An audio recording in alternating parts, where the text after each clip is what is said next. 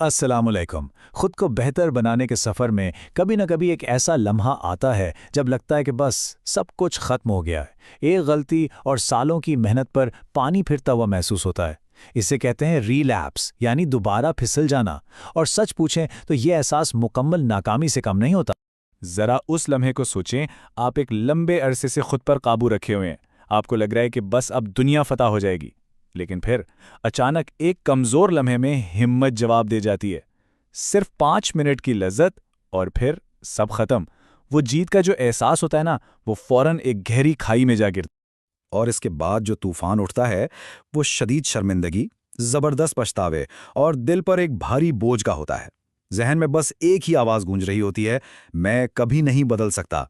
ये ख्याल इंसान को नाउम्मीदी के एक ऐसे जाल में फंसा देता है जहां से निकलना तकरीबन नामुमकिन लगने लगता है।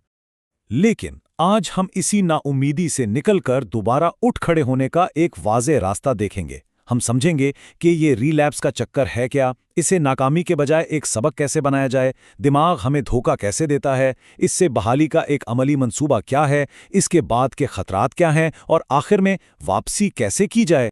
तो सबसे पहले ये समझना ज़रूरी है कि ये जो रीलैप्स है ना, ये अचानक नहीं होता। ये एक पूरा पैटर्न है, एक चक्कर है जिसे हम समझ सकते हैं और सबसे अहम बात, इसे तोड़ भी सकते हैं। तो इस चक्कर को तोड़ने का पहला कदम कहाँ से शुरू होता है? ये सब ज़हनियत यानी माइंडसेट की तब्दीली से शुरू होता है।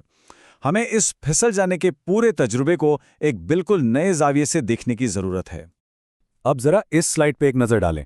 यहाँ दो मुख्तलिफ सोच के अंदाज दिखाए गए हैं। एक तरफ है नाकामी की ज़हनियत जो कहती है सारी तरक्की ज़ाया हो गई, मैं कमज़ोर हूँ। लेकिन दूसरी तरफ है तरक्की की ज़हनियत जो कहती है नहीं, मुझे एक नया डेटा मिला है। ये नाकामी नहीं, ये एक सबक है। इससे पता चलता है कि कमज़ोरी कहाँ है, ट्रिगर क्या था, ताकि अगला मंसूबा और भी मजबूत बनाया जा सके। तो सवाल यह है कि हम खुद को कौन सी कहानी सुना रहे हैं। अच्छा, तो ये जो ज़हनियत की जंग है, ये हमारे दिमाग के अंदर कैसे लड़ी जाती है? असल में इस पूरी जिद्दोजहद के दौरान हमारे दिमाग के दो हिस्सों के बीच एक मुसलसल कशमकश चल रही होती है। जैसा कि आप देख सकते हैं, एक तरफ हमारा शऊरी दिमाग है जो सही और गलत जानता है, जो लंबे अरसे का सोचता है, यही हमारी क्यों की वजह है। और दूसरी तरफ है हमारा मिड ब्रेन यानी जज्बाती दिमाग। इसे सिर्फ फौरी लज्जत और बका चाहिए। जब हमारा शऊरी दिमाग थका हुआ या कमज़ोर होता है ना, तो ये जज्बाती दिमाग हावी हो जाता है और हमें धोखा देता है कि अरे बस एक बार करने में कोई हर्ज नहीं। तो फिर सबसे अहम सवाल ये बनता है कि जब वो शदीद ख्वाहिश हमलावर हो तो हम अपने दिमाग के अक़ली हिस्से को वो हथियार कैसे दें जिनकी उसे ये जंग जीतने के लिए ज़रूरत है। अच्छी खबर यह है कि इसके लिए एक वाज़ेह और काबिल अमल प्रोटोकॉल मौजूद है, एक एक्शन प्लान जिस पर फिसल जाने के फौरन बाद अमल किया जा सकता है ताकि शऊरी दिमाग को दोबारा मजबूत किया जा सके। इसका सबसे ताकतवर हल है लिखना।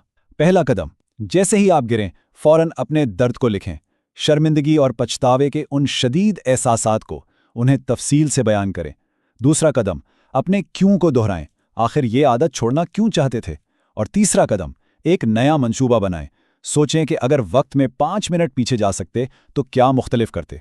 ये तहरीर आपका वो हथियार है जिससे अगली बार ख्वाहिश उठने पर पढ़ना है। लिखने के अलावा अपने नफ्स को नज़्मो ज़ब्त सिखाने का एक और बहुत ताकतवर तरीका है। ये एक 3 हिस्सों पर मुश्तमिल एहतिसाबी प्रोटोकॉल है। इन इक़दामात का मकसद खुद को सज़ा देना हरगिज़ नहीं, बल्कि उस गलती के साथ एक मनफी ताल्लुक़ पैदा करना है। पहला, फ़ौरन कुछ सदका दें जैसे आप गलती पर जुर्माना अदा कर रहे हों। दूसरा, कोई मुश्किल जिस्मानी काम करें जैसे 100 पुशअप्स। तीसरा, अगले 3 दिन के लिए हर किस्म की आसान तफरीह जैसे फजूल खाने या फिल्में बंद कर दें। इससे आपका नफ्स मुस्तकबिल में गलती करने से पहले 2 बार सोचेगा। लेकिन रिकवरी का मंसूबा बनाने के बाद भी एक बहुत बड़ा खतरा बाकी रहता है। अब एक अहम इंतबाह की तरफ चलते हैं जो फिसल जाने के फौरन बाद के दौरानिये से मुताल्लिक है।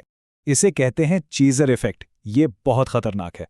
ये वो सोच है जो कहती है अब तो सिलसिला टूट ही गया है, एक बार और करने से क्या फ़र्क पड़ेगा। ये बिल्कुल वैसा ही है जैसे डाइट पर एक चॉकलेट खाने के बाद सोचें अब तो दिन खराब ही हो गया है, पूरा डब्बा ही खा लेता हूँ। ये एक गलती को हफ्तों की बर्बादी में बदल सकता है। और ये जो चेज़र इफ़ेक्ट है ना, ये ख़ास तौर पर फिसल जाने के बाद पहले 3 दिन सबसे ज़्यादा ताकतवर होता है। ये वो वक्त है जब सबसे ज़्यादा चौकन्ना रहने की ज़रूरत है ताकि एक गलती पे दर पे गलतियों के सिलसिले में ना बदल जाए। तो इन तमाम खतरात और चैलेंजेस को समझने के बाद सबसे अहम सवाल ये है कि हम माजी में फंसे रहने के बजाय नए अज़्म के साथ आगे कैसे बढ़ें।